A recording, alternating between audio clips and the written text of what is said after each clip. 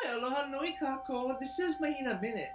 Friday, May 22nd, is Hilo, the first day of our new malama, Kaʻaona.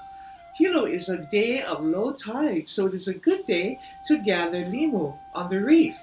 Join us today as we make loaded limu salad.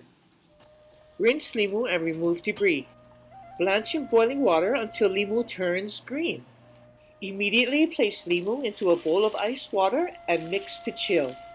Combine with your choice of ingredients. Mix your sauce ingredients, pour into your salad, and combine thoroughly. Limu salad is a good side dish or snack anytime, but it always goes best with a nice cold bowl of poi. Until the next Mahina Minute, e ola na ohana.